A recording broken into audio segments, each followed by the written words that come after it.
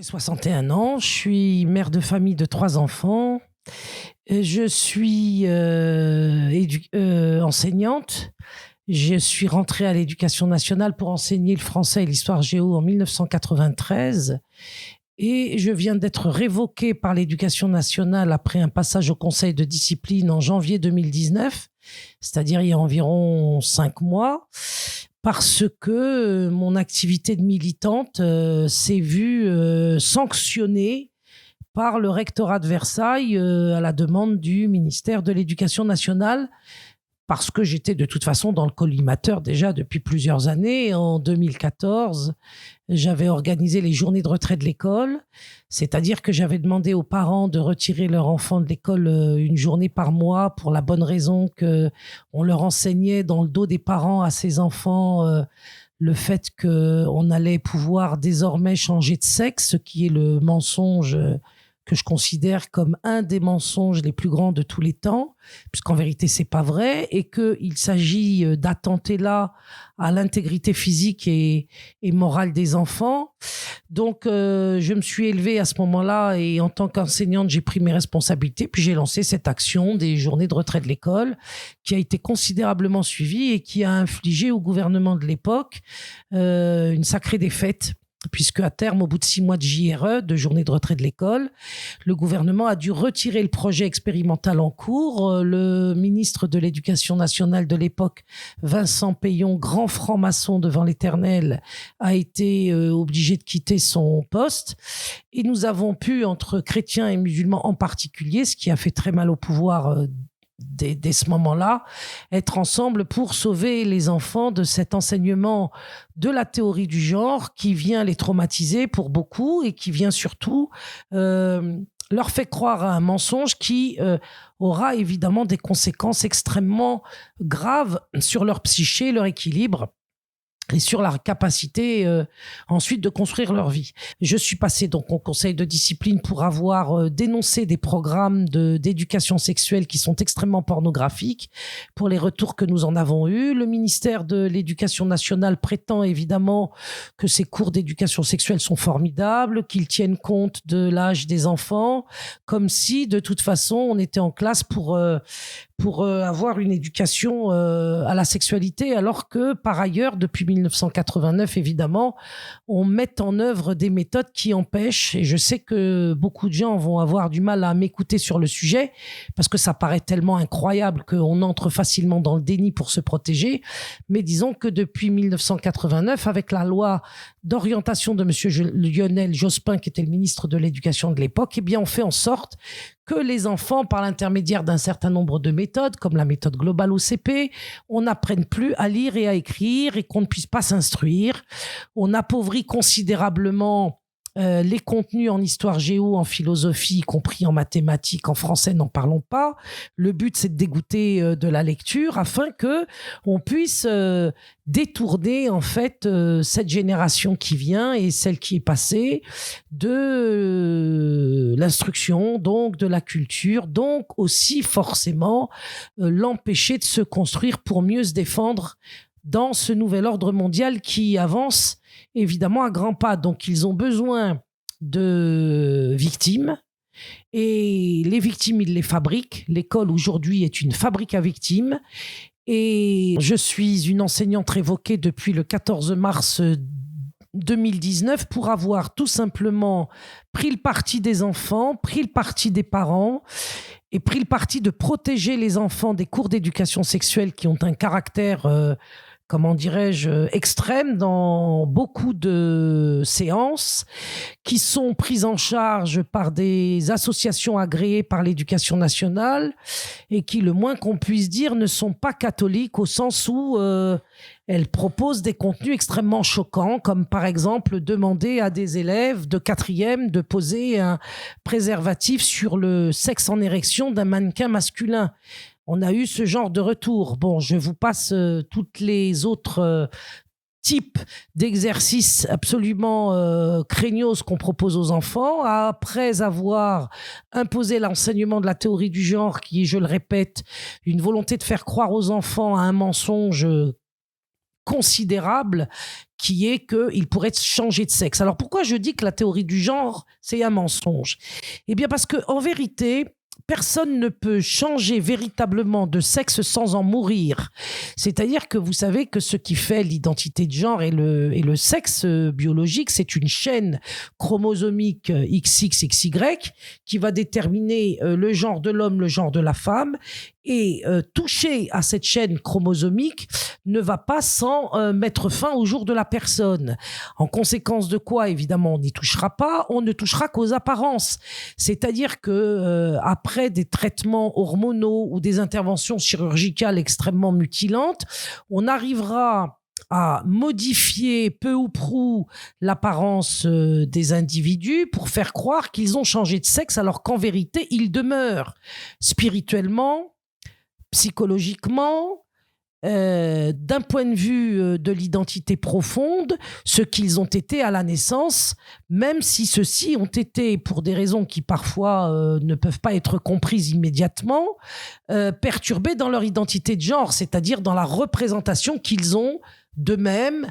Parfois, effectivement, nous avons des individus qui sont dans un corps de femme et se considèrent comme des hommes, et réciproquement. Mais au lieu d'apporter de l'aide à ces individus qui connaissent un dysfonctionnement intérieur très grave, au lieu de leur apporter une assistance qui pourrait les aider justement à vivre en conformité avec le genre que la nature leur a attribué, eh bien, on va au contraire conforter ce dysfonctionnement. Voilà.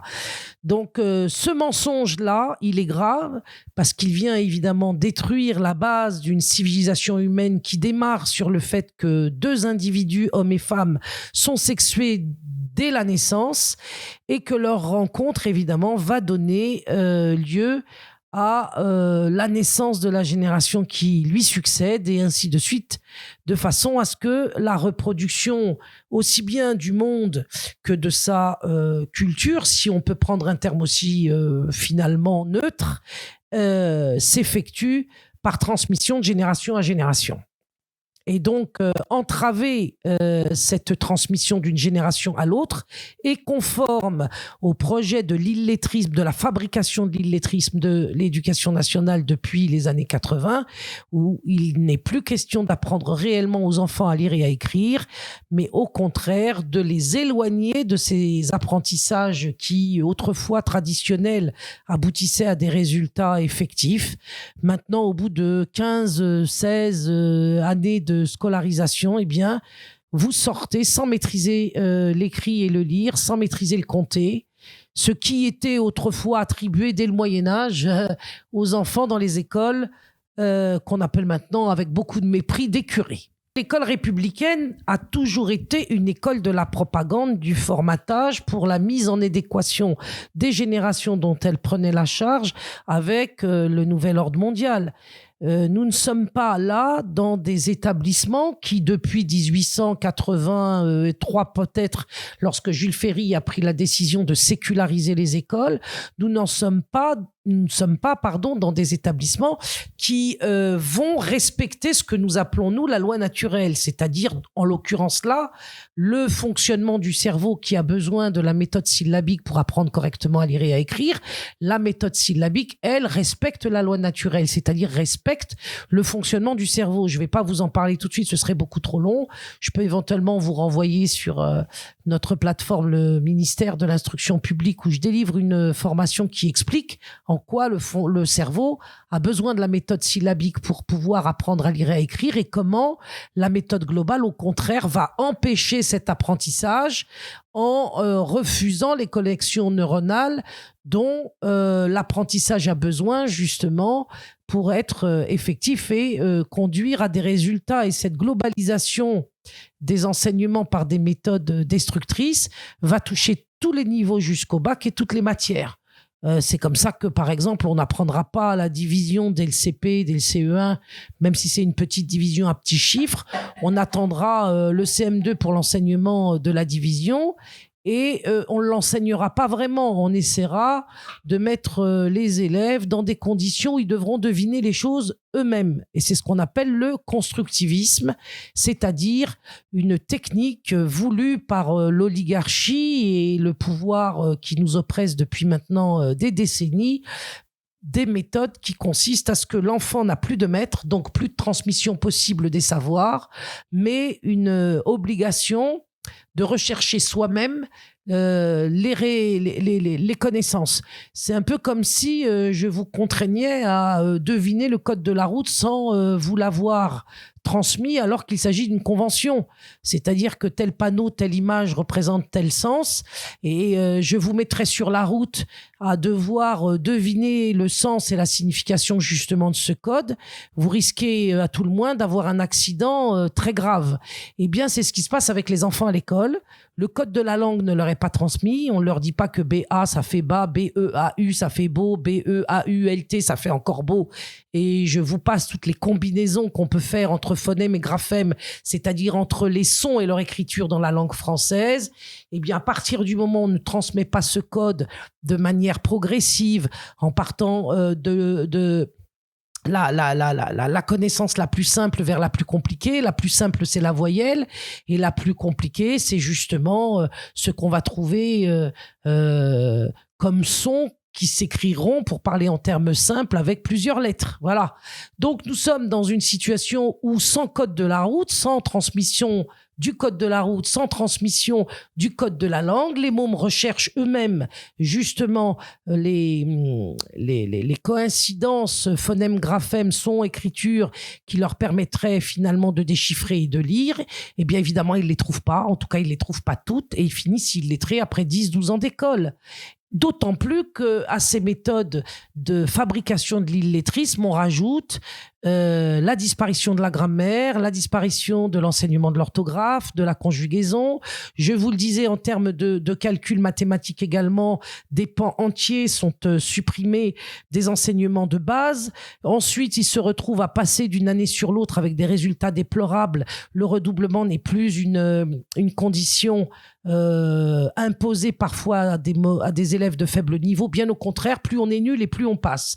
Et on arrive au bac avec des épreuves qui sont corrigées avec des consignes du ministère de l'Éducation nationale pour faire passer le plus grand nombre, puisque Monsieur Chevènement a demandé que pour chaque classe d'âge, chaque année, on ait 80% de réussite, peu importe les résultats, peu importe les acquisitions. Et c'est comme ça qu'on a affaire à un bac qui ne vaut plus rien. Les entreprises le savent, les écoles hautes, les grandes écoles en sont conscientes, et les enfants de nos oligarques, eux, ont des secteurs scolaires extrêmement protégés où on apprend selon les vieilles méthodes, c'est-à-dire la syllabique, la grammaire et l'orthographe, ce qui fera évidemment d'eux nos dominants et nos patrons, puisqu'ils maîtriseront évidemment la langue. Sans la maîtrise de la langue, il n'est pas d'apprentissage possible, et à partir du moment où on maîtrise la langue, eh bien on aura le pouvoir. La loi Schiappa, en elle-même actuellement, n'a pas de latitude pour être appliquée. La loi Schiappa, en elle-même, là, telle qu'elle a été donc votée récemment sur la question du consentement des enfants, personne n'y comprend pas grand-chose parce que tout simplement, il n'y a pas grand-chose à comprendre dans la mesure où la loi Schiappa attend son heure. Alors, je vais vous l'expliquer. En 2001, pardon, il y a eu la loi Aubry qui instituait l'éducation sexuelle à l'école. Ces cours d'éducation sexuelle n'ont pas été, effectifs, n'ont pas été mis en place de manière généralisée. Donc, il y a eu à la rentrée dernière, il y a un an maintenant bientôt, enfin en août 2018, la déclaration du ministre de l'Éducation nationale, celui qui m'a révoqué, Monsieur Blanquer, catholique et fréquenteur des messes du dimanche, pour montrer l'hypocrisie et l'infiltration que subit l'Église avec ses fonctionnaires de l'État qui sont des maçons et qui n'ont rien à faire dans l'Église, puisque leur mission, normalement, pour le Christ, c'est de venir en aide aux populations, en particulier aux plus faibles, alors que celui-ci joue sa carte de catholique prétendu, alors qu'en vérité, il met en place les cours d'éducation sexuelle qui sont contraires à sa religion. Bien, en tout cas, ces cours d'éducation sexuelle institués par la loi Aubry de 2001, comme je vous le disais, n'étaient pas effectifs et n'étaient pas mis en place de manière générale dans tous les établissements de France et de Navarre. Il a fallu attendre combien? À peu près 17 ans. Comme quoi, ils ont du temps devant eux, ils ont de la patience.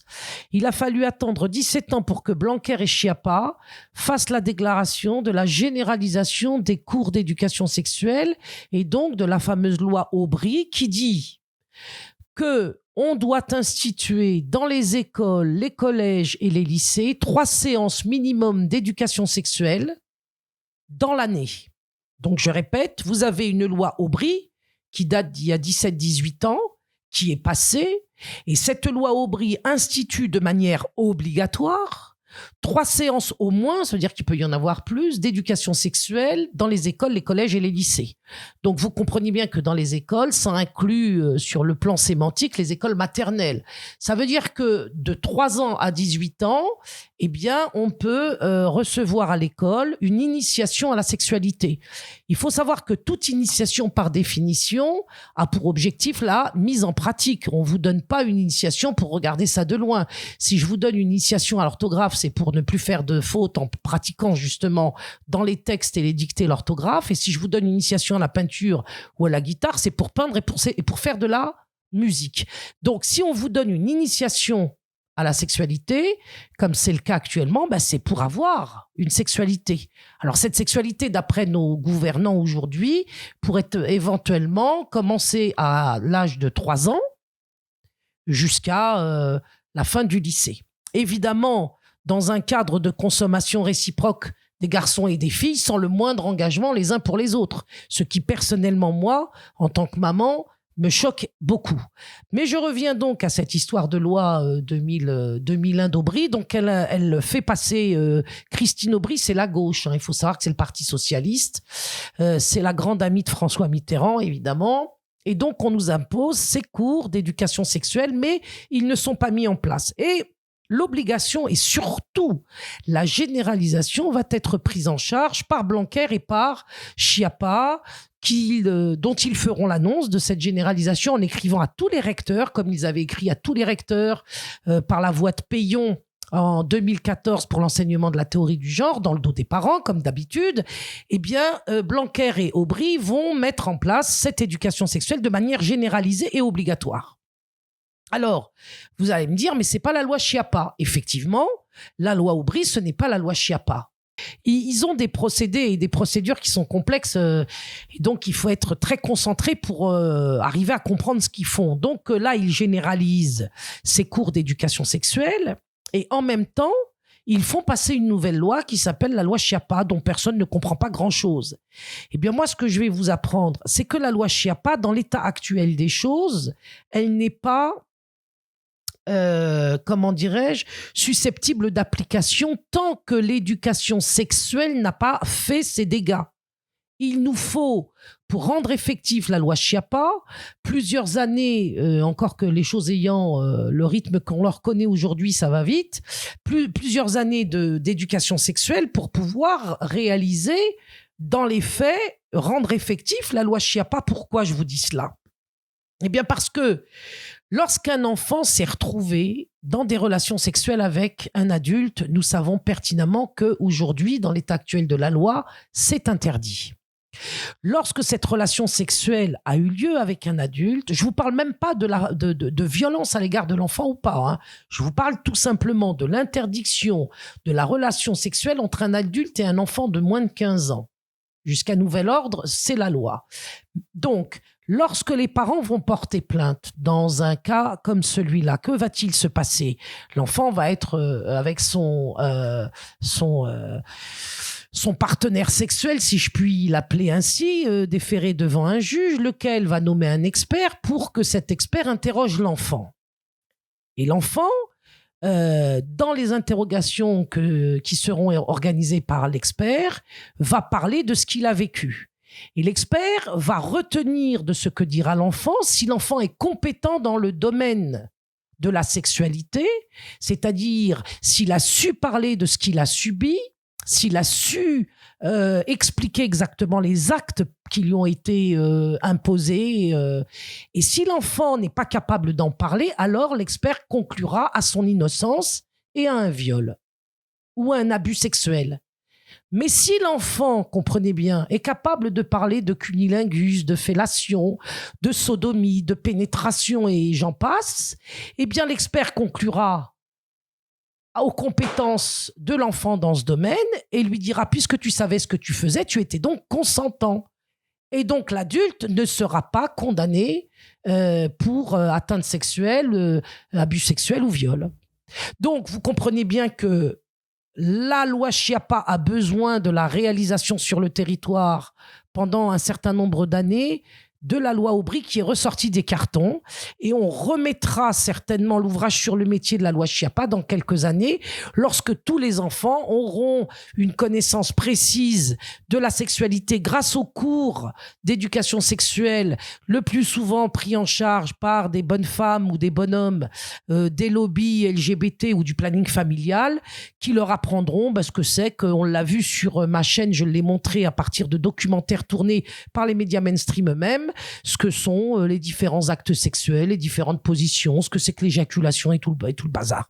Donc, en fait, cette éducation sexuelle dont on nous dit qu'elle est là pour préserver les enfants de la pornographie et puis des atteintes dont ils pourraient être les victimes, eh bien, en fait, n'est là pas pour cette raison-là. Elle est là pour leur permettre d'être déclarés par la justice consentants dans le cas d'une relation sexuelle avec un adulte, qu'elle aurait été imposée ou pas. Alors que, normalement, un enfant ne peut pas être considéré comme consentant à partir du moment où il n'a pas la majorité sexuelle qui, pour l'instant, est fixée à 15 ans. Je citerai que le grand écrivain russe Solzhenitsyn qui disait qu'on contrôlait mieux une société avec de la pornographie que des miradors. Voilà, c'est une affaire de contrôle. C'est-à-dire qu'aujourd'hui, le contrôle conduit les politiques de tous les gouvernements, qu'ils soient de droite ou de gauche, vers, par exemple, l'exode rural, la concentration dans les villes, la mise en place de secteurs ruraux complètement abandonnés, désertés. Tout le monde doit se concentrer dans les villes. Tout le monde doit manger la même chose, qui est d'ailleurs empoisonnée par ailleurs, s'habiller de la même façon. Vous voyez bien, par exemple, la lutte qui est faite contre les tenues pudiques, pour ne les citer que comme cela. On préfère évidemment une femme qu'on trouve presque déshabillée dans sa façon de se vêtir plutôt qu'une femme qui se couvre. Donc les combats se mènent sur tous les plans, et ce sont des combats qui doivent conduire au contrôle intégral sur tous les plans de la population, car il n'est plus question aujourd'hui de nous laisser le moindre espace de liberté, puisque la recherche faite par le nouvel ordre mondial aujourd'hui, c'est d'obtenir notre consentement à notre esclavage. Ce qui n'était par exemple pas le cas de l'esclavage du XVIIe, XVIIIe siècle. Les gens étaient enchaînés et leur pensée, leur mental, leur cœur, en quelque sorte, pouvaient tout de même leur appartenir, même si la violence et l'humiliation dont ils étaient les victimes pouvaient conduire justement à éteindre leur discernement et leur intelligence et éventuellement leur foi. Mais là, on veut vraiment, de la part des populations, une chose, c'est leur consentement, leur participation. Et avec le consentement et la participation, on ira même jusqu'à diminuer la population mondiale, c'est le but. Et ils n'ont pas l'intention de rester avec, je ne sais pas combien on est, 7 ou 8 milliards, c'est ça, sur Terre, je ne sais plus. Donc ça les arrange pas du tout. Il faut qu'on diminue la population mondiale et qu'on nous fasse croire que sur la Terre, il n'y a pas de la place pour tout le monde. De la même façon qu'avec ce triste sort de Vincent Lambert, on a fait croire aux Français que sa vie ne valait pas la peine d'être vécue. Il a eu un accident en 2008. Cet accident l'a plongé artificiellement dans le coma au moment où il a été hospitalisé au CHU de Reims. À la sortie du coma, il s'est retrouvé post-relationnel, c'est-à-dire cérébrolésé, c'est-à-dire en conscience minimale, c'est-à-dire que le cerveau était effectivement un peu beaucoup même atteint. On a essayé de le soigner pendant 3 ans et les résultats n'ont pas été probants. Et comme c'est toujours le cas pour tous ceux qui se retrouvent cérébrolésés, post-relationnel, ça veut dire pauvre en relation avec autrui, c'est-à-dire que il souffre d'une incapacité à communiquer avec son environnement de manière claire et évidente, comme nous sommes en train de le faire nous en ce moment. Bien, donc des établissements qui accueillent des post-relationnels, il y en a beaucoup en France. On a vu des gens aussi récemment d'ailleurs aux Émirats arabes sortir d'un coma au bout de 37 ans et se souvenir absolument de tout, et notamment une maman qui a appelé son fils une femme arabe là des Émirats, qui est sortie récemment du coma, et la première chose qu'elle a prononcée, c'est le nom de son enfant, qui d'ailleurs était à son chevet au moment où ça s'est passé. Donc on peut imaginer l'émotion de ce petit qui était devenu grand, puisqu'elle était quand même restée 37 ans dans le coma. Bien, là, en ce qui concerne Vincent, il n'était pas dans le coma, il n'était pas rattaché à une machine, par exemple, pour respirer. Il n'était pas en fin de vie, alors qu'on l'a maintenu pendant des années, 7 ans, puisque les soins ont été, je dirais, stoppés à partir de 2012-2013, puisqu'ils ont cessé de le soigner, et ils l'ont maintenu dans ce que nous avons appelé le couloir de la mort du CHU de Reims, puisqu'il s'agissait d'un service pour personnes en fin de vie. Notre premier argument pour dire que Vincent n'était pas en fin de vie, c'est qu'il est resté 7 ans dans ce couloir. Généralement, quand on est en fin de vie, ça ne dure pas 7 années. C'est pas possible. Ça dure 3 jours, 7 jours, peut-être 15 jours, mais en aucun cas, ça peut durer 7-8 ans. Ça, c'est le premier argument qui est le nôtre. Le deuxième argument est le suivant. Vincent alternait entre des moments de veille et de sommeil. Il était capable de manger éventuellement à la cuillère lorsque sa mère le nourrissait. Et en fait, la seule dépendance à laquelle il était fatalement rattaché, c'était à une sonde qui le nourrissait de manière artificielle, mais qui est un moyen qu'on peut même mettre en place à domicile. On lui apportait nourriture et hydratation par cette sonde. Et il y a eu un véritable acharnement pour dire que nous étions en acharnement thérapeutique concernant Vincent Lambert, ce qui était totalement faux, puisque comme je viens de vous le dire, en aucun cas, il ne dépendait de traitements lourds ou de machines, ou n'était en fin de vie, ni dans le coma. Donc on l'a enfermé dans ce couloir de la mort pendant 8 ans. Enfin, en fait, ça a duré les 10-11 ans, puisqu'il n'en est jamais sorti. Il aurait dû en sortir au bout de 3 ans, après les efforts qui avaient été probablement consentis pour le faire sortir de son état post-relationnel en vain, mais dès lors, il aurait dû aller dans un établissement spécialisé, ce qui n'était pas le cas des services des soins palliatifs de Reims. Donc ils l'ont laissé là-dedans, ils l'ont enfermé à clé, ils ne lui ont plus délivré les soins auxquels il avait droit, comme la kinésithérapie par exemple, et puis ils ont donné la tutelle à son épouse, et ils se sont immiscés dans un conflit familial pour aggraver la division entre les membres de la famille, évidemment, et prendre le parti et renforcer le camp de la famille qui souhaitait la mort de Vincent. Et nous avons pour la vie de Vincent les 2 parents, une sœur et un frère, tandis que les 5 autres frères et un demi-neveu qui n'a pourtant aucune valeur sur le plan juridique ou institutionnel, qu'on a évidemment copieusement médiatisé, et pour cause, puisque son avocat, lui, dans cette affaire est monsieur Gérard Chemla, et il faut savoir que l'avocat du demi-neveu de Vincent Lambert, qui a préconisé la mort de Vincent pendant toutes ces années, l'avocat de monsieur François Lambert, le demi-neveu de Vincent, c'est un candidat sur les listes municipales de la liste LRM de Macron. Vous voyez comment finalement les choses se recoupent. C'est que nous avons une partie de la famille qui, sur les positions des lobbies euthanasie, ont voulu la mort de leur frère ou époux, tandis que ceux qui étaient sur une position chrétienne ont voulu la vie pour Vincent, même si cette vie d'apparence est insupportable, elle doit l'être, mais il faut quand même que je vous le dise ici, on ne peut pas déterminer quelle est la nature exacte de l'existence que menait Vincent Lambert, comme on ne peut pas la déterminer pour les 1700 autres personnes qui sont actuellement en France dans le même état. Et je préciserai ce que j'ai dit d'ailleurs à François Lambert au cours de la conférence de presse qu'il a donnée au Palais de Justice à Paris après la décision de la Cour de cassation de remettre Vincent à mort. Eh bien, je lui ai demandé qu'est-ce qu'il comptait faire des 1700 autres personnes qui étaient dans le même état que Vincent. Car à l'entendre, il faudrait aussi les achever. Donc, on en est là. Donc, nous avons affaire, en vérité, à un tétraplégique qui était aimé par ses parents, aimé par son frère David et par sa sœur Marie. On a pu entendre dire des aberrations du genre l'amour est dans les deux camps. Moi, je m'inscris en faux contre ce genre de formulation parce que pour moi, l'amour donne la vie, l'amour ne donne pas la mort.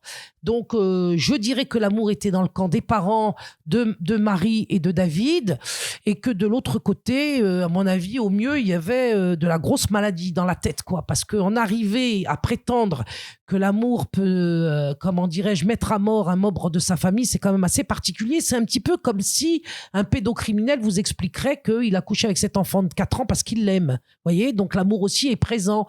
Ou les lobbies LGBT qui veulent aller acheter des enfants dans les usines à bébés en Inde et qu'ils arrachent des enfants qu'ils ont payés à l'accouchement du sein de leur mère, ils les aiment aussi. C'est-à-dire que là, aujourd'hui, on est quand même contraint dans ce délire d'attaque sémantique, c'est-à-dire de galvaudage des mots, de transformation du sens des mots, de redonner les critères et les définitions précises. L'amour, ce n'est pas un instinct de mort, c'est un instinct de vie.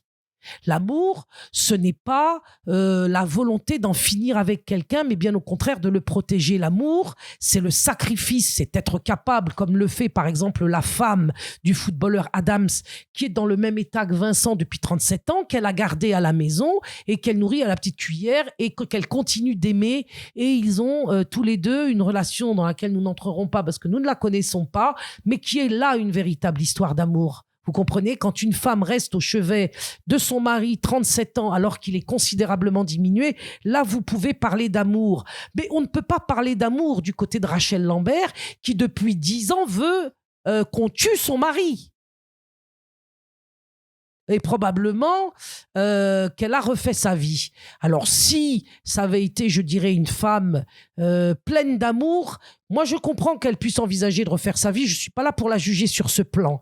Mais à partir du moment où elle veut refaire sa vie, alors qu'elle renonce à la tutelle qu'on lui a donnée, que le pouvoir lui a donnée, et qu'elle rende le fils à ses parents, ce qu'elle n'a jamais voulu faire. Alors maintenant, nous avons une jurisprudence qui va donc pouvoir s'appliquer sur 1700 autres postes relationnels, pourquoi pas sur des trisomiques, sur des vieux, sur des malades. Et nous allons maintenant entrer dans une ère complètement délirante que vous pouvez tous aller vérifier. Moi, je suis professeur d'histoire et de français. Donc, en tant que professeur d'histoire, si vous me le permettez, je peux vous dire que de 1939 à 1941, Hitler et l'Allemagne nazie ont supprimé, c'est-à-dire mis à mort 70 000 à 80 000 handicapés physiques et mentaux. Et si on pense que je mens, et si on pense que je mens, on a juste à taper sur Google ou ailleurs le Berlin, monument de commémoration de la mort des handicapés. Et on trouvera qu'il y a à Berlin un monument qui commémore l'assassinat de 70 000 à 80 000 handicapés physiques et mentaux mis à mort effectués par l'État nazi. Donc aujourd'hui, avec Vincent Lambert, nous sommes dans la situation où un handicapé a été mis à mort par le pouvoir et a instrumentalisé une division familiale pour mettre à mort Vincent Lambert, pour mettre en place la jurisprudence qui va maintenant servir de loi, c'est le moins qu'on puisse dire.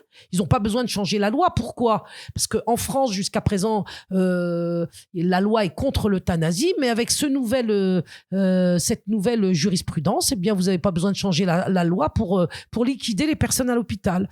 Donc, pendant des années, j'ai dit que l'école était le lieu de tous les dangers sur le plan de la formation intellectuelle. Eh bien, maintenant, j'en arrive à dire que l'hôpital est le lieu de tous les dangers sur le plan de la santé. Aujourd'hui, il y a des mobilisations de gilets jaunes que personnellement, je ne m'en suis pas beaucoup mêlé parce que j'ai trouvé, malheureusement pour les Gilets jaunes et donc pour nous tous, puisque nous sommes solidaires au vrai sens du terme avec les mobilisations des Gilets jaunes, parce que la victoire sera aussi la nôtre, ou leur défaite sera aussi la nôtre. Mais malheureusement, ce qui a fait que j'ai été et je reste très sceptique sur cette mobilisation, c'est que c'est une mobilisation républicaine. À partir de là, c'est une mobilisation qui entre dans la culture de mort dont nous sommes actuellement les victimes en tant que famille, en tant qu'enfants, en tant qu'handicapés, en tant que malades. Et si nous considérons que cette République qui accouche de cette culture de mort est un interlocuteur crédible auquel on adresse nos doléances, eh bien, on se met le doigt dans l'œil. Moi, je suis absolument désolée et même, je dirais, presque souffrante de voir des Gilets jaunes s'adresser à Macron. Macron, c'est le représentant aujourd'hui de cette culture de mort. Bien sûr, il a des commanditaires, mais il joue son rôle. Quand nous avons des Gilets jaunes qui vont lui apporter des doléances, il faut savoir que, je vais le dire d'une manière imagée, ils apportent, c'est les enfants qui apportent des doléances à l'ogre qui va les manger. Vous voyez, ça n'a pas de sens.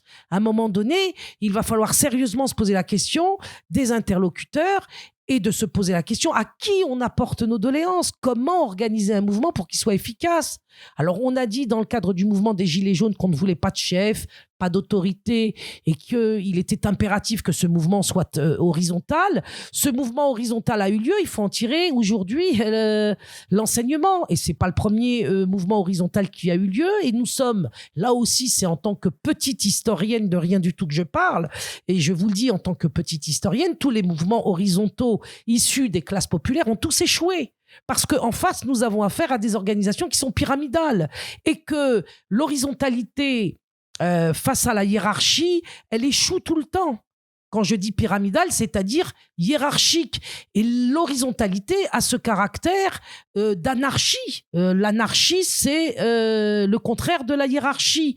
Donc nous, on organise des mouvements anarchiques, tandis que eux, ils sont dans des structures hiérarchiques. Eh ben, il n'y a pas photo. C'est la hiérarchie qui va l'emporter sur l'anarchie, parce que c'est naturellement comme ça que les choses se passent. Vous voyez ? Et c'est la raison pour laquelle, avant la République, la société française était très hiérarchisée. Et du coup, il pouvait y avoir en effet une authentique royauté ou une authentique noblesse avant qu'elle ne dégénère et qu'elle ne devienne elle-même qu'un maillon de l'horizontalité finalement. Quand vous aviez de vrais rois et de grands nobles, de grands chevaliers qui défendaient la veuve et l'orphelin, eh ben ça défendait aussi le pain du peuple. Vous avez d'excellentes vidéos sur le net qui peuvent vous renseigner sur ce qu'a été la France. Et je parle de la France chrétienne au sens, je dirais, premier du terme, et non plus à sa décadence qui a suivi. Et vous verrez que le peuple et les périodes dont on a dit qu'elles étaient obscurantistes, finalement, vivaient une situation bien plus confortable que les peuples qui, malheureusement, depuis l'instauration de la société moderne, n'a été que chair à canon dans les guerres mondiales ou les guerres coloniales, esclaves dans les mines ou dans les usines, et maintenant remplacés par les robots. Parce que là, maintenant, nous sommes même dans une situation absolument incroyable, à l'égard de laquelle personne ne dit encore grand-chose, enfin, du point de vue des mobilisations en tout cas, c'est que personne ne semble avoir pris la mesure de la gravité d'une société où l'homme est remplacé par le robot. Alors, on est en train de nous faire, du côté d'une pseudo-identité française, la menace des migrants actuels qu'on peut discuter absolument. Ça, je ne veux pas fuir le débat sur cette question.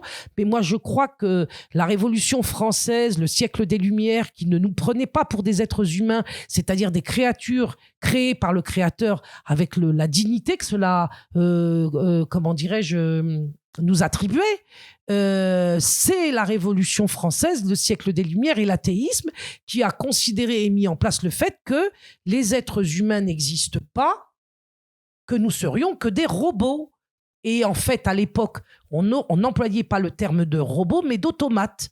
Donc la Révolution française a une fascination pour l'automate et elle considère que, hormis leur caste, nous ne sommes pas des êtres vivants, à la dignité d'être humain et je dirais même plus de créature de Dieu, puisque comme vous le savez, je suis croyante, en conséquence de quoi il n'y a aucun mal ni aucun problème à nous éliminer comme des robots cassés. Donc, à partir du moment où vous n'êtes plus utile dans le système de production, que de surcroît vous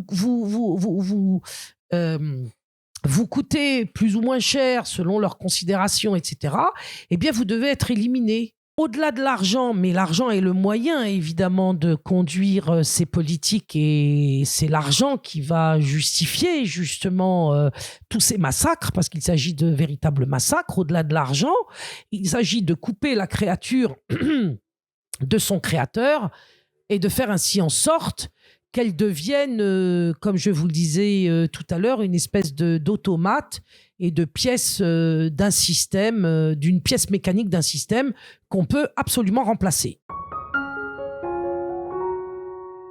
Si on regarde le mouvement des Gilets jaunes, il y a toute une culture de la Révolution française qui y est présente. Quand on chante la Marseillaise, enfin quand on raconte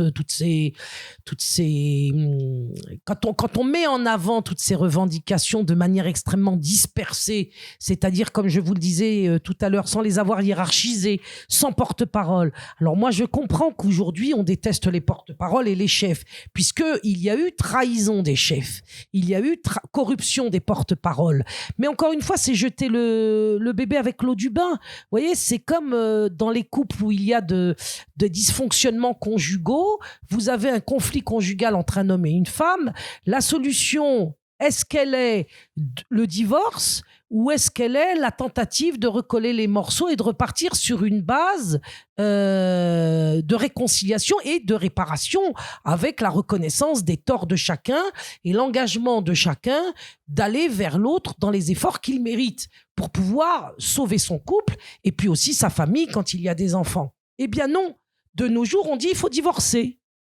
C'est-à-dire que le conflit conjugal est aggravé dans la société par la séparation qui peut être violente ou pas, avec les conséquences mortifères que cela a sur la famille, puisque c'est cette famille que l'on veut détruire, puisque c'est la seule cellule aujourd'hui dans la société qui peut protéger les individus, membres de la famille. Il n'y a que la forteresse familiale qui peut nous protéger, étant entendu que, en effet, les partis, les syndicats, beaucoup d'associations, les mosquées, beaucoup d'églises, on a affaire à des imams de la République comme on a affaire à des curés de la République. C'est-à-dire qu'ils n'ont plus ni le courage ni la volonté de défendre leurs ouailles et leurs fidèles.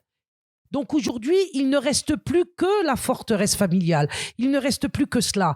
Et c'est parce qu'il ne reste plus que cela et qu'ils le savent qu'ils détruisent la famille. Vous voyez bien, dans l'affaire Lambert, on a profité d'une division familiale pour abattre un handicapé.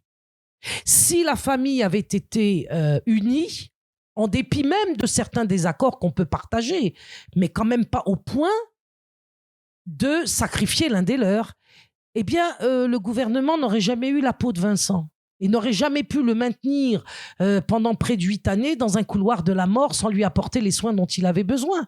Ce Vincent Lambert n'a jamais, pendant 8 ans, n'est sorti de sa chambre, n'a reçu la brise sur son visage ou a pu voir le jour de manière libre en dehors des murs de sa chambre. Enfin, c'est épouvantable. Et je voudrais dire encore un mot sur les conditions de sa mort. Elles ont été atroces. C'est-à-dire qu'on l'a fait mourir de faim et de soif.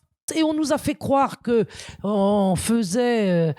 allait le faire profiter d'une sédation continue et profonde jusqu'à la mort qui l'empêcherait, comment dirais-je, de souffrir. Or, nous avons fait des recherches avec mon webmaster, des recherches très rapides, il n'y a pas besoin d'aller au bout du monde pour savoir. Vous cherchez le nom de la molécule qui a été injectée à Vincent Lambert, qui s'appelle midazolam, sur Wikipédia, puis vous allez trouver que ça n'empêche pas de souffrir, puisqu'il y a eu des expériences, malheureusement, auprès de détenus, sur la personne de détenus condamnés à mort aux États-Unis, auxquels on a mis la molécule de midazolam dans la piqûre létale qui devait les tuer, et les mecs, ils ont quand même souffert l'atrocité.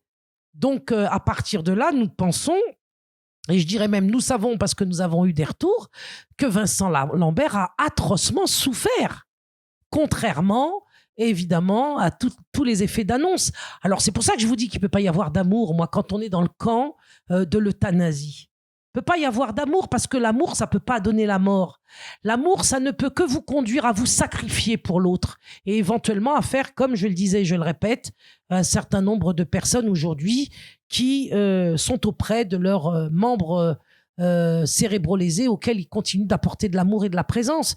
Et maintenant, il va falloir que on suive ce dossier, parce que maintenant, on peut être certain que le rouleau compresseur va venir écraser les 1700 autres personnes dans le même état que Vincent. Et c'est pour ça que les considérations sur le matériel chez les Gilets jaunes sont d'une importance évidemment grande, mais il y a plus important, parce que je dirais, pour reprendre une parole du Christ, Sayyidina Isa, comme on l'appelle dans l'islam, cherchez le royaume des cieux et le reste vous sera donné par surcroît. Ce qui veut dire en quelque sorte que si vous avez des principes moraux qui défendent la loi naturelle, eh bien forcément vous aurez de quoi boire et de quoi manger et de quoi vivre avec vos enfants. C'est les atteintes à la loi naturelle qui nous conduisent dans la misère. Vraiment. C'est vraiment ça qui nous conduit dans la misère. Parce que si nous avions, par exemple, un socle familial, des forteresses familiales dignes de ce nom, on ne pourrait pas avoir faim, parce qu'il y aurait toujours dans la famille quelqu'un qui peut donner à manger aux autres. Quelqu'un qui peut apporter de l'argent aux autres, quelqu'un qui peut apporter des soins aux autres. Vous comprenez? Donc, le respect de la famille, c'est quelque chose qui est naturel en l'homme. Dieu nous l'a mis en nous pour que nous puissions effectivement le reproduire et le défendre. Sauf que désormais, dans la société dans laquelle nous nous trouvons, eh bien, l'argent a remplacé dans l'esprit de nombreux Français, je n'ose même pas parler en termes de pourcentage parce que je n'ai pas une conception des masses, moi, mais des gens, eh bien, l'argent a remplacé la présence humaine. La présence humaine est devenue une denrée, je ne sais pas si elle est méprisable ou négligeable, je ne sais pas. En tout cas, aujourd'hui, on ne compte plus sur père et mère, frères et sœurs, oncles et tantes, etc. On compte sur l'argent, mais on voit bien que cet argent, on vous l'a aussi retiré. Donc, quand on vous a retiré l'argent après avoir détruit votre famille, que vous reste-t-il? Rien. Et vous ne pouvez pas aller réclamer de l'argent à ceux qui vous l'ont retiré. Ils vous l'ont retiré, ce n'est pas pour vous le rendre. Donc, la seule perspective que vous devez envisager, c'est la restauration de la famille.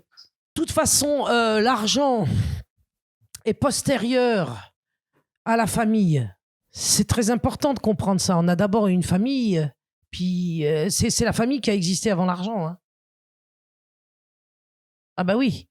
Donc là, à partir du moment où on a décidé de servir l'argent, ben on peut que se retrouver dans la misère. Je veux dire, c'est ce que les Gilets jaunes ne veulent pas comprendre, parce qu'ils manquent d'une certaine vision, je dirais, au-dessus des contingences qui pourraient pourtant les ramener à remplir le frigo. Vous voyez? C'est ça qui est affreux. C'est le paradoxe des Gilets jaunes aujourd'hui. Ils ont une préoccupation matérielle qui est compréhensible, mais ils ne comprennent pas que cette préoccupation matérielle passe par une résolution spirituelle. La résolution du problème matériel, c'est-à-dire de remplir son frigo, passe par une solution spirituelle. Il n'y a pas d'autre solution, et ça fait des siècles aujourd'hui que cette démonstration est faite, mais que malheureusement, on ne veut pas prendre en compte. Donc aujourd'hui, vous avez des leaders qui soi-disant ne sont pas des leaders, mais qui en fait sont des leaders des Gilets jaunes, qui les ont entraînés dans une impasse totalement mortifère. Et c'est d'autant plus grave que pendant les 9 mois de mobilisation des Gilets jaunes, il n'a pas été question, justement, d'aborder la question comme je le fais ce soir avec vous et d'informer à l'occasion de ce mouvement des Gilets jaunes ce que le gouvernement trame contre la vie dans le pays. Vous comprenez ? C'est-à-dire qu'on aurait obtenu cette victoire extraordinaire, au moins, d'avoir informé les Français sur ce qui se tramait dans le domaine de l'instruction avec la sexualisation précoce des enfants, et nous aurions aussi pu informer les Français de quelque chose qui est extrêmement grave, c'est l'assassinat de Vincent Lambert, parce que, pour le généraliser, il faut comprendre que cet assassinat de Vincent Lambert, c'est l'ouverture d'une politique eugéniste, c'est-à-dire d'une politique qui va trier les gens dans le pays entre ceux qui méritent de vivre, ceux qui ne méritent pas de vivre, selon les critères du pouvoir. Et donc, ils vont aujourd'hui mettre en place des propagandes sur la liberté, la dignité de mourir dans la dignité, enfin toutes ces communications enjolivant le mal, parce que le mal c'est le tri sélectif, le mal c'est l'eugénisme. Et bien évidemment, on va pas vous dire on va buter les vieux, les malades, les trisomiques, on va pas le dire comme ça. On va dire, comme on l'a dit pour Vincent Lambert, on va le laisser partir par amour. Sauf qu'on ne l'a pas laissé partir, Vincent, on l'a tué. On l'a fait partir. Il n'est pas parti. On l'a poussé. Ils avaient coupé l'alimentation et l'hydratation en 2012. C'était le docteur Carigère, prétendu catholique, fréquentant les églises. Mais voyez bien un peu les imposteurs quand même. C'est quand même incroyable, quoi. Après, on va dire les catholiques sont des ordures. Oui, mais sauf qu'on ne peut pas pratiquer l'euthanasie et l'eugénisme et être catholique. C'est totalement incompatible. De la même façon qu'on ne peut pas être musulman en mettant à mort Vincent Lambert. On peut même, je dirais même pas être musulman ou catholique lorsqu'on fait le silence sur l'affaire Vincent Lambert, puisqu'on est complice. Donc, à cette époque de 2012-2013, il était sous la responsabilité de ce monsieur docteur Carigère qui a été l'un de ceux qui a mis à mort par cessation d'alimentation et d'hydratation. Il faut le faire quand même, de se dire qu'on va empêcher de boire et manger quelqu'un qui ne peut pas bouger pour aller au robinet ou aller s'acheter une baguette de pain. Il faut quand même pouvoir le faire. Eh bien, il l'a fait, Carigère. Et il l'a fait de surcroît. Affamé et assoiffé Vincent, il l'a fait de surcroît sans le dire aux parents. Non, mais vous vous rendez compte? C'est incroyable. Et la femme est complice, donc c'est là où il y a quand même un gros problème aussi. Donc, les parents ne le savaient pas, ils l'ont su au bout de 21 jours de ce jeûne forcé où on ne donnait à Vincent que 200 millilitres d'eau pour que sa bouche ne sèche pas et que le spectacle ne soit pas trop horrible. C'est-à-dire pour mettre les parents en ignorance de la situation, en vérité, n'est-ce pas? Et ils l'ont quand même su au bout de 21 jours. Le temps que les parents fassent un recours pour demander à la justice une réhydratation et une réalimentation, ça a pris 10 jours de plus.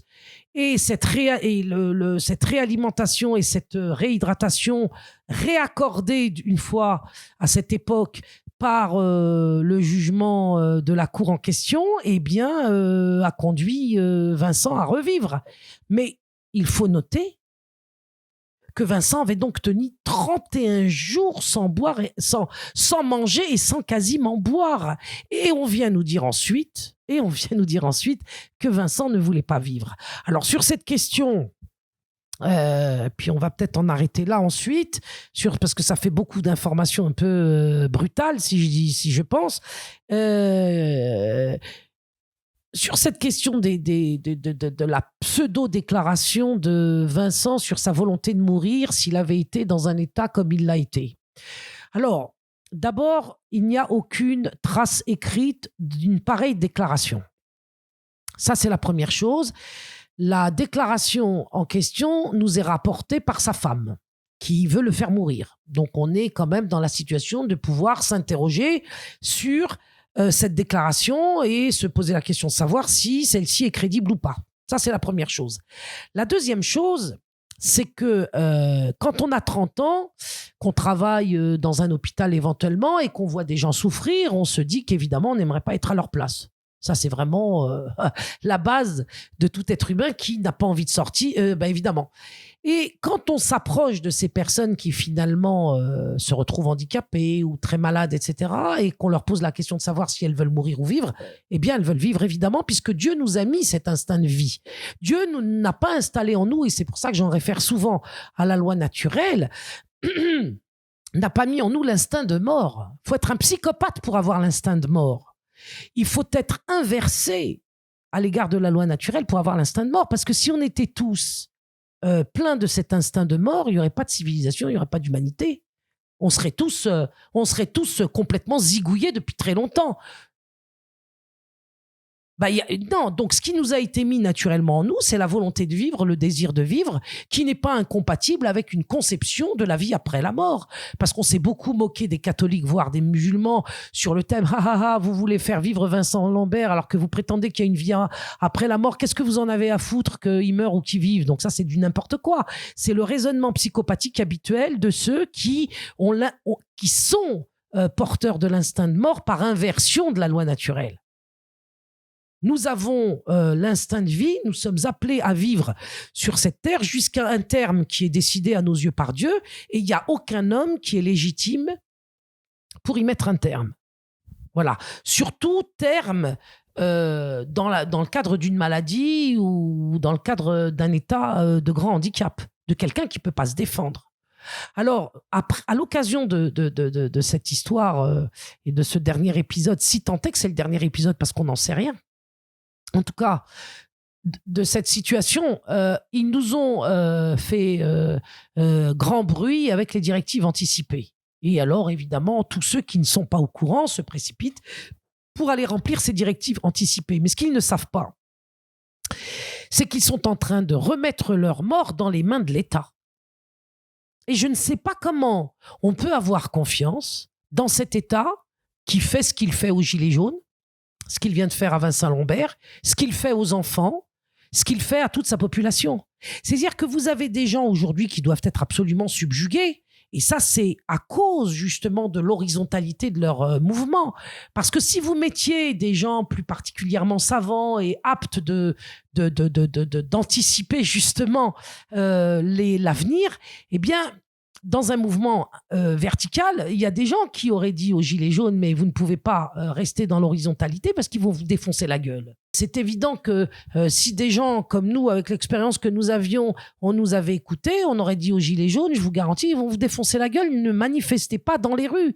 Puisque moi, j'ai fait par exemple la JRE en interdisant, entre guillemets, interdire, ou plus exactement en conseillant, mais de manière extrêmement ferme, à ceux qui me suivaient de ne pas manifester.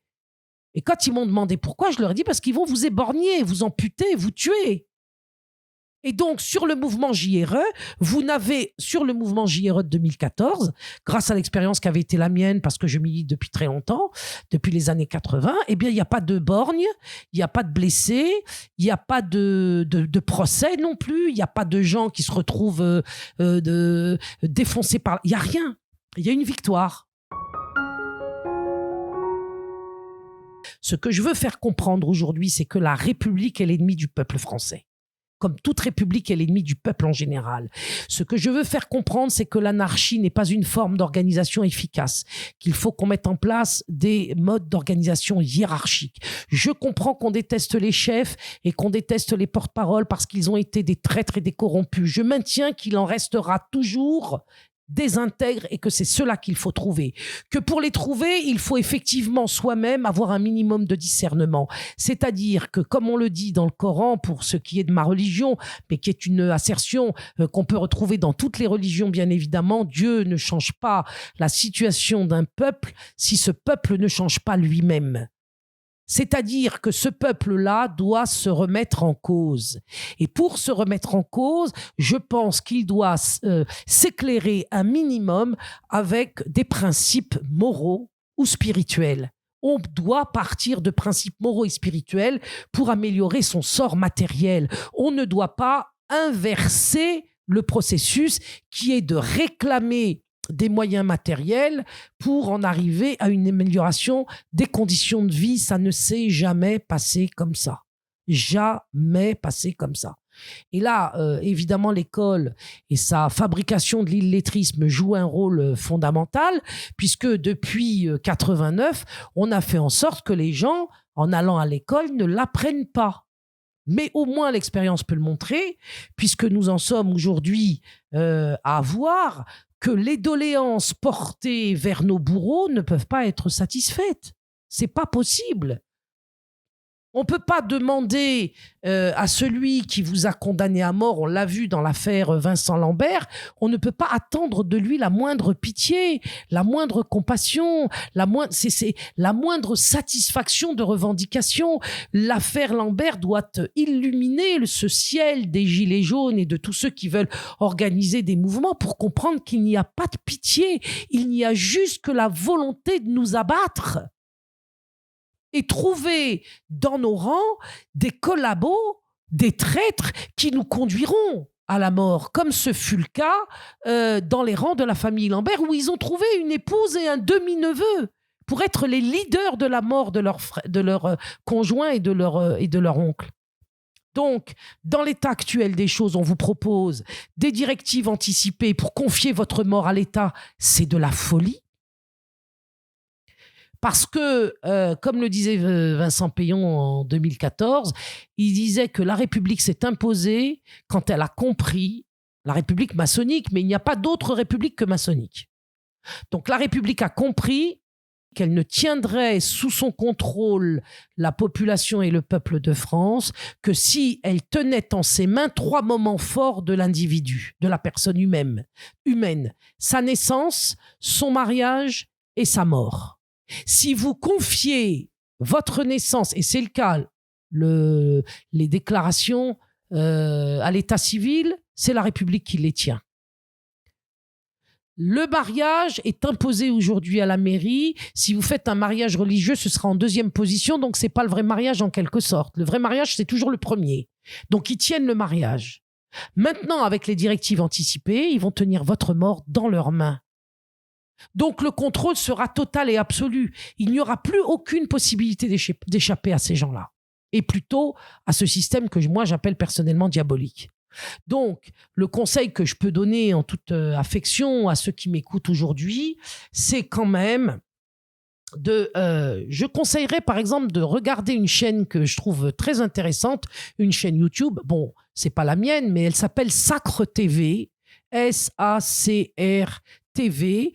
C'est une chaîne qui est, comment dirais-je, tenue par des royalistes. Mais ce que je trouve très intéressant chez eux, c'est qu'ils font de l'histoire et qu'ils expliquent justement en termes simples et imagés, avec des documents vivants et des textes parfaitement simples à suivre, l'histoire de France sur le passage justement de la France à la République. Parce que la République n'est pas la France et la République n'est pas française. Parce que France, ça veut dire libre.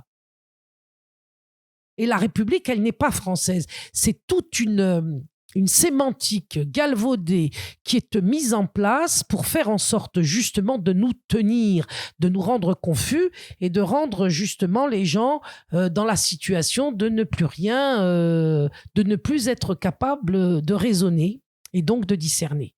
Donc, il y a un minimum à savoir. Il n'y a pas besoin de faire de l'histoire pendant 120 ans pour comprendre ce qu'était la France avant et quels étaient ses principes, et de comprendre comment la République, comment la Révolution française, et de comprendre comment la Révolution française a détruit la France chrétienne pour mettre en place la République maçonnique. Et c'est la République maçonnique qui a tué Vincent Lambert. C'est la République maçonnique qui impose la sexualisation des enfants pour développer ce qu'on sait, que je ne dirai pas parce que j'ai assez d'emmerdes comme ça. Et c'est la République maçonnique qui se moque des Gilets jaunes et qui les a blessés et qui leur a mis probablement, comme le dit un certain nombre de gens, des acteurs de crise à leur tête pour les égarer encore plus qu'ils ne l'étaient naturellement. Donc, suivez cette chaîne Sacre TV, SACR TV. Bien évidemment, je vous conseille de suivre ma chaîne parce que moi, j'ai mis beaucoup d'éléments sur l'histoire du temps présent, c'est-à-dire de l'actualité. Sur Sacre TV, vous trouverez très rapidement expliquer le passage de la France à la... Et c'est passionnant à écouter, c'est des vidéos en plus qui sont courtes. Et sur ma chaîne, vous aurez les commentaires de l'actualité que je forme avec le père Olivier Horowitz, qui est un grand ami depuis longtemps, avec Magali Lepape, qui est une juriste d'entreprise, avec Véronique Lévy, qui est la sœur de Bernard-Henri Lévy, qui a été baptisée en avril 2012 et qui aujourd'hui est du côté véritablement de la vraie France et qui s'est battue à mes côtés et aux côtés des soutiens de Lambert pour essayer de lui sauver la vie. D'ailleurs, je vous annonce que le 19 juillet à midi, je serai sur Radio courtoisie pour reparler du sort qui a été réservé à Vincent. Et puis peut-être d'ici la rentrée, pas en septembre mais en octobre, j'aurai des propositions à faire à ceux qui veulent bien de mouvements, je dirais, hiérarchiques, basés sur la défense de la loi naturelle comme une base indispensable pour assurer le matériel aux Français.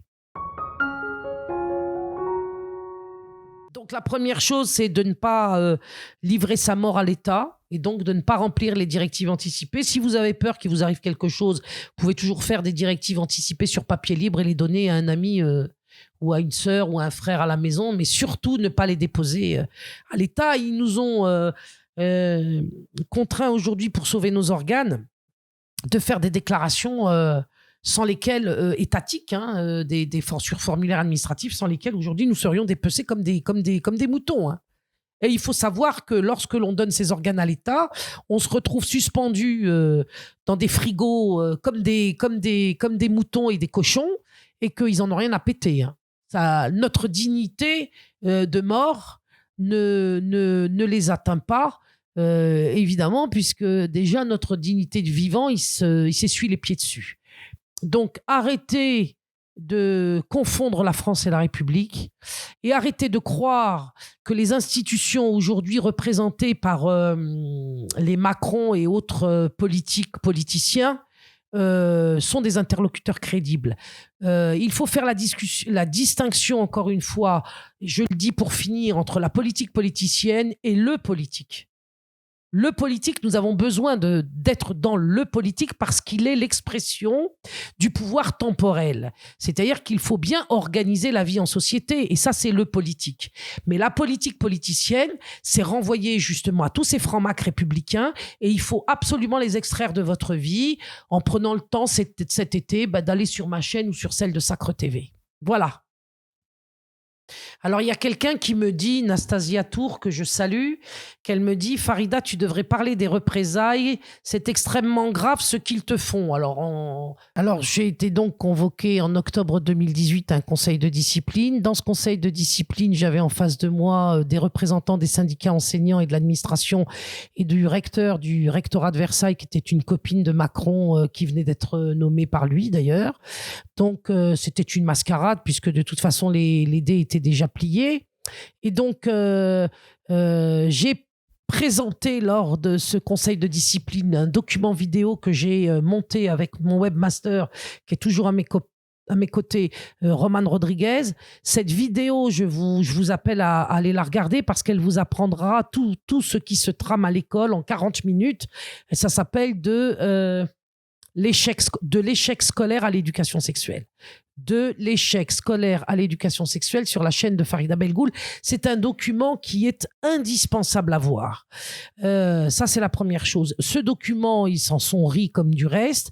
Quelques mois plus tard, de manière d'ailleurs illégale, puisqu'ils avaient dépassé les délais juridiques pour m'informer de la sanction, ils m'ont, sanctionné par la décision la plus lourde, qui est la révocation. La révocation, c'est que c'est un licenciement qui vous raye des cadres de l'éducation nationale, où j'étais entré en 1993, où pendant des années, de manière interne, j'avais essayé d'améliorer le sort de mes élèves, et de l'intérieur, il n'a jamais été possible de le faire, ce que j'ai d'ailleurs dit au conseil de discipline. Si nous avions été, nous, les enseignants, soucieux de l'intérêt de nos élèves, entendus dans les murs de l'éducation nationale, il n'y aurait pas eu les fuites dont je suis l'auteur et fier de l'être.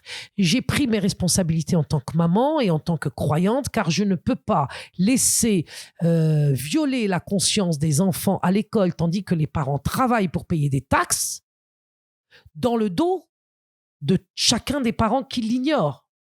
Parce que, comme je vous l'ai dit tout à l'heure, toutes ces politiques de déstructuration de l'identité sexuelle, toutes ces politiques de mise en place d'échecs scolaires, de sexualisation précoce, c'est-à-dire de volonté de voir les enfants s'adonner à des sexualités avant même qu'ils ne soient pubères quasiment, et même après la puberté, est-ce que l'école est le lieu de la mise en œuvre de la sexualité? La réponse du peuple tout entier est non. Eh bien, pour avoir fait état de ces choses à l'extérieur, j'ai donc été réprimé par cette, comment dirais-je, révocation, qui est une révocation définitive. Il y a actuellement un recours qui est pendant, c'est-à-dire on va faire un recours avec l'avocat au tribunal administratif. Entre-temps, avec Magali Lepape, nous avons fait 2 recours pour essayer de récupérer une suspension de la décision afin d'avoir un salaire, et puis finalement une autre requête, puisque la suspension de la décision a été rejetée par le tribunal administratif par un juge qui m'a vu 5 minutes. Ensuite, on a fait une seconde requête en attendant le recours au fond qui aura lieu dans plusieurs mois pour simplement que je puisse avoir droit à mes salaires de maladie professionnelle, parce que je vais vous apprendre que je suis en maladie professionnelle reconnue par la commission de réforme et qu'à ce titre, je devais toucher mes salaires jusqu'à la fin de cette maladie qui m'affecte. Et en toute illégalité, ils ont refusé de me verser mon salaire en maladie professionnelle depuis ma révocation, alors qu'ils sont normalement légalement tenus à me verser ce salaire jusqu'à la fin de ma maladie. Et donc, là, c'est la répression sur la répression. Et lorsque nous avons essayé avec Roman Rodriguez de m'inscrire au chômage, voyant que la maladie professionnelle n'était pas payée, eh bien, ils m'ont envoyé, au bout de 3 mois et demi, un certificat employeur qui est pourtant obligatoire, qui a été totalement bidonné, sur lequel ils avaient inscrit des informations fausses, de telle façon à ce que je ne puisse pas m'inscrire au chômage. Par exemple, ils ont déclaré que j'étais une apprentie avec une expérience de moins de 2 ans. Donc, il a fallu batailler. Je remercie encore une fois Magali Lepape, un syndicaliste dont je ne citerai pas le nom pour ne pas lui commettre de... Mais bon, il y a eu un syndicaliste enseignant et puis quelques autres interventions qui ont fait pression pour que j'obtienne enfin ce certificat employeur qui me donnera peut-être droit au chômage, mais je dis bien peut-être, parce que ce certificat, cette inscription au chômage va forcément se heurter à une incohérence qui est que je ne suis pas au chômage puisque je suis en maladie professionnelle. Donc, nous allons voir comment cette situation va être résolue. Mais en conclusion, alors que je devrais être rémunéré, après 25 ans d'expérience à l'éducation nationale, en ayant encore 2 enfants à charge, évidemment, je ne suis pas payé depuis 3 mois et demi maintenant, sans aucun revenu, et même pas avec la possibilité d'avoir le RSA, puisque je suis hors cadre par rapport à ça. Et donc aujourd'hui en France, sans vouloir effrayer ceux qui doivent se battre, il faut savoir que nous sommes non seulement dans un État qui prend des mesures nazies contre les tétraplégiques, mais qui prend aussi des mesures totalement inverses à leurs propres droits. Vous voyez ? C'est là où on peut dire que la République ne peut pas constituer une garantie, il ne peut pas être un interlocuteur crédible. C'est-à-dire qu'ils ne respectent même pas leur propre législation. Donc je ne vois pas comment on peut porter ses doléances ou ses revendications à l'égard de gens qui marchent sur leur propre texte et qui entendent de toute façon supprimer des clauses, des articles et des lois qui sont en faveur du peuple parce qu'elles ont été dans différents mouvements populaires arrachées de haute lutte et qu'ils entendent aujourd'hui supprimer de la législation en vigueur. Donc, si nous ne faisons pas appel de manière hiérarchique et aussi spirituelle à une autorité que personnellement est divine à mes yeux et selon la loi naturelle s'organiser, nous n'obtiendrons rien. D'abord parce que nous sommes harcelés et attaqués sur tous les plans et que, en conséquence, le harcèlement et la multidirection de leurs attaques font que nous ne pouvons pas assurer. Et d'autre part, et là je vais le dire, quelle que soit l'ironie que cela pourrait déclencher, nous avons affaire à Satan et à ses armées. C'est-à-dire aux forces les plus destructrices qui soient. Parce que, voilà, ça fonctionne comme cela. Donc nous avons forcément besoin, nous, de faire appel aux armées de Dieu, qui sont ces anges avec lesquels seuls nous pourrons remporter des victoires. Parce que là, démunis comme nous le sommes aujourd'hui sur le plan matériel, sans faire appel justement à ces forces spirituelles, eh bien, on crèvera tous les uns après les autres. Puis ça, c'est évident, puisque nous avons affaire à une situation qui est principalement un combat contre les ténèbres. Et donc, nous devons faire appel à la lumière pour nous en sortir.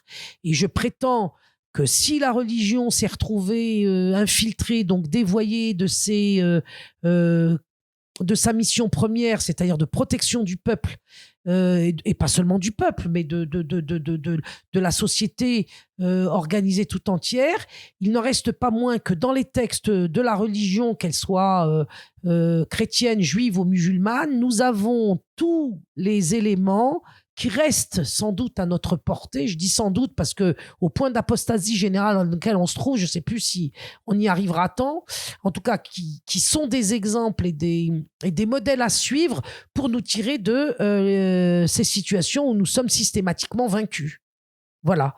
La seule victoire que je connaisse de ces dernières années, c'est, et je ne le dis pas parce que j'ai été le leader de ce mouvement-là, j'appelle tous ceux qui veulent vérifier à en faire la vérification. La seule victoire que nous connaissions et qui a été de toute façon qu'une petite victoire, dans le sens où c'était la victoire d'une bataille et pas de la guerre, hein. Moi, je veux rester humble et modeste par rapport à nos réalisations. Eh bien, la seule victoire que nous ayons obtenue de toutes ces années de combat, c'est celle de la JRE, qui a conduit à la démission de Peillon et au retrait du programme expérimental des ABCD de l'égalité, parce que nous étions organisés, comme je viens de le dire, c'est-à-dire de manière hiérarchique et avec une tension vers le ciel. Ça, c'était très clair. Et surtout, que nous avons réfléchi à des modalités d'action qui ne nous conduisent pas dans les rues. Parce qu'il faut que les Gilets jaunes et les autres comprennent que la rue appartient au pouvoir. La rue est contrôlée par le pouvoir. Donc la rue n'est pas le lieu de la victoire. Et ce sera mon dernier mot. Je vous souhaite une bonne soirée.